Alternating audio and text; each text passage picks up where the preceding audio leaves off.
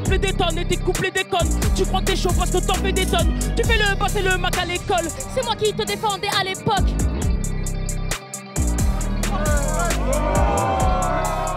Le film que j'ai vu de vous, le court-métrage, il a déjà une force qui donne vraiment envie du moyen ou du long que vous êtes en train de préparer. Vous savez que je l'ai écrit avec des décrochés scolaires. Oh. Ouais. Pendant 4 mois. En gros, on a travaillé le scénario avec eux et après, ils ont eu la chance. Enfin, j'ai des amis professionnels en fait qui sont venus pour présenter leur métier. Et donc, sur 2 journées de tournage, ils avaient droit à une demi-journée du métier qu'ils voulaient faire. Ils les suivaient comme ça.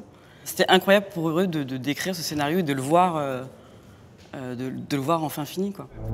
Le battle, il va commencer là, c'est la finale, les gars. Je suis trop impatient là. Ok, l'équipe, rapprochez-vous. Eh, tu te fous de ma gueule, toi, ou quoi? Non seulement tu viens, mais en plus avec ton mec. Eh, y a pas de meuf ici. Ali, il est où? Le boss. À ma droite, il y aura Mehdi. Inconnu au bataillon, on va voir ce qu'il peut faire. Et à ma gauche, il y aura Ali. On connaît déjà. Je suis d'origine cambodgienne-espagnole. J'ai été éduquée par des parents cambodgiens. Et donc ils étaient en survie puisqu'ils venaient de la guerre du Cambodge. Et du coup, ils n'avaient pas le temps en effet de nous donner la culture, etc. Mais la France nous l'a donnée. Et ma mère faisait en sorte quand même de faire comme les Blancs. Puis elle était issue d'une famille bourgeoise au Cambodge. Donc avait cette envie d'aller dans les opéras, les théâtres, etc. Donc on y allait, on était les peu d'enfants de notre banlieue en fait, qui allaient voir des spectacles, des théâtres, etc. Et en grandissant, en fait, parce que mes parents étaient en mode survie, ils voulaient absolument qu'on ait un bon métier, que la France nous attendait dans des secteurs comme les mathématiques, l'informatique, etc. Donc mes parents vraiment nous mettaient la pression pour que on rentre dans ce cliché, en fait. Mais nous, évidemment, enfants, on est ici, on a évolué autrement et on voulait autre chose.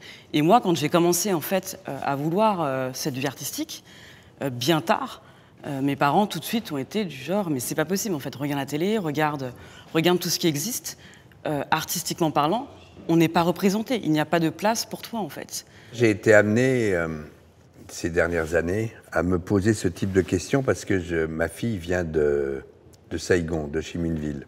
Elle a 22 ans maintenant. Donc, sa représentation, elle est française, sa représentation dans le cinéma, le théâtre, je vois bien qu'elle est ombrée quand elle n'est pas juste absente, voire de temps en temps caricaturée.